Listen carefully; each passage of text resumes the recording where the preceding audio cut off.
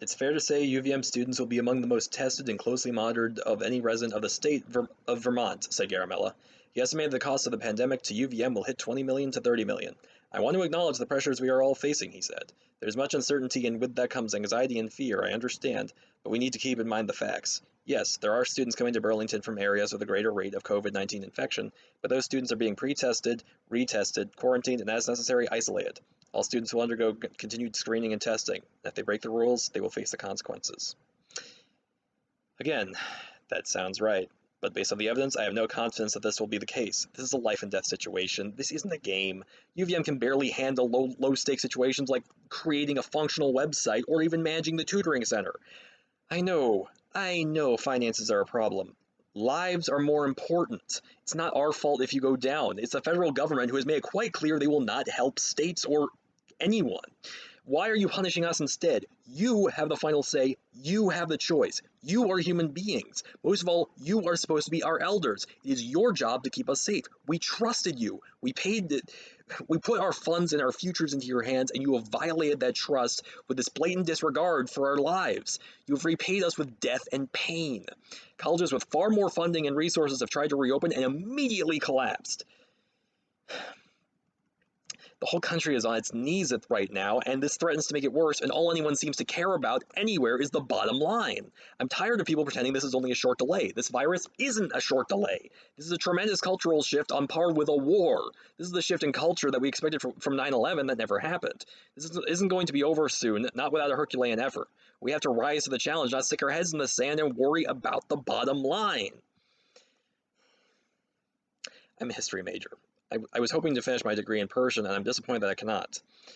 And what knowledge I have now has me in tears. The knowledge I gained from your classes. In the first year of the American Civil War, the War Department was crippled by, among other things, the head of it, Simon Cameron, who ran it like a peacetime administration. He took kickbacks and focused on political connections. The Union Army suffered terrible supply problems and disease. They only got their butts in gear when they removed Cameron, and a man named Edwin Stanton took over and created a centralized administration to coordinate the war effort.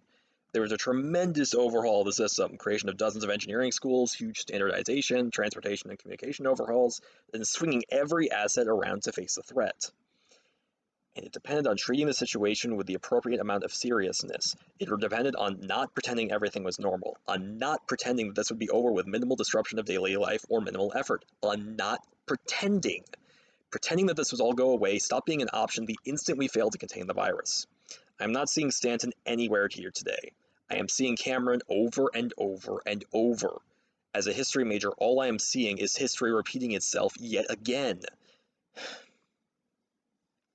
You know, this is one of the biggest disruptions in human history, in modern human history. This is the biggest disruption in American history since at least Vietnam, since World War II, since the Civil War. A 2 or 3% death rate doesn't sound like much, but 97% of the world survived World War II. 97% of Americans survived the American Civil War. I understand the economy is important. But this isn't a normal time. Things aren't going to return to normal for a while. They just aren't. We missed the opportunity to fix this a long time ago, and we need to face that. It's hard to understand, I know, but sometimes things don't go the way we want them to. Sometimes things break, and sometimes you have to sacrifice a little. Yes, a little. Especially in the name of saving the lives of people you are supposed to take care of. We paid you for food. We paid you for housing. We put our futures and our lives in your hands. How are our lives not your responsibility? You cannot play with people's lives like this. It is wrong, and I repeat, wrong to play with our lives simply over money. And that's exactly what you're doing. You're risking our lives because what is in our wallets is more important than our lives, the lives of your faculty and your students. I have no reason to believe otherwise. How could you do this to us? How could you? I'm asking you, we trusted you. How could you do this to us?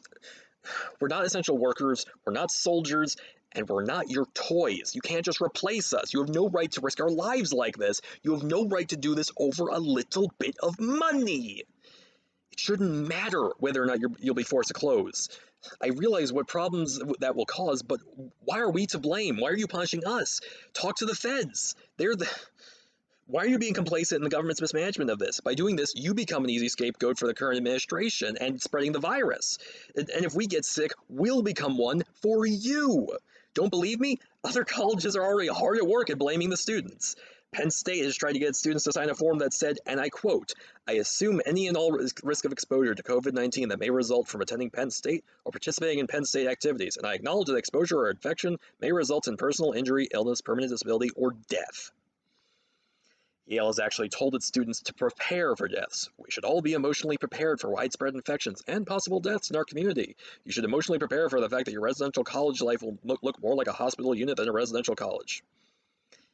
We didn't come to college for death. We're not your toys. We're not robots. We're not cogs in the machine. We're human beings. We have rights, and our money isn't yours to play with, and neither are our lives.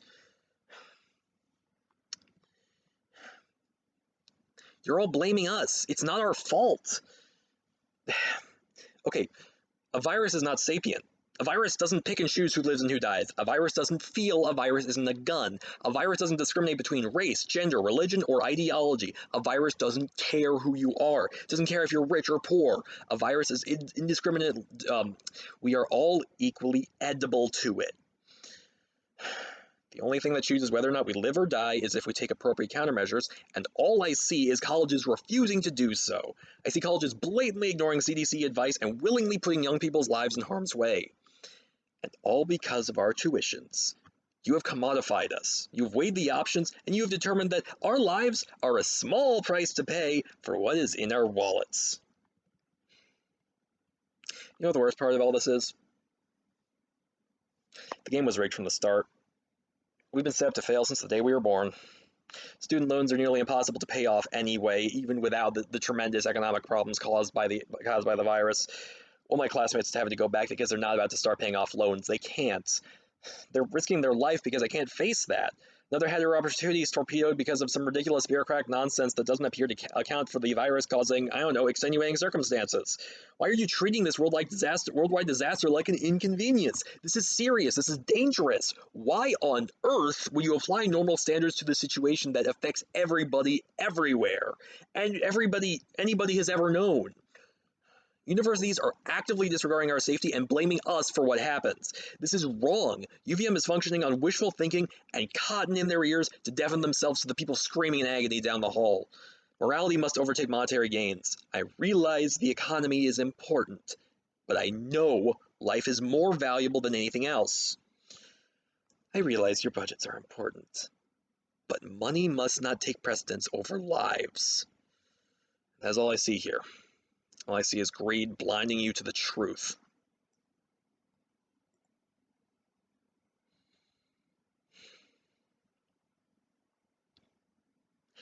I hope you find it in yourselves to realize this.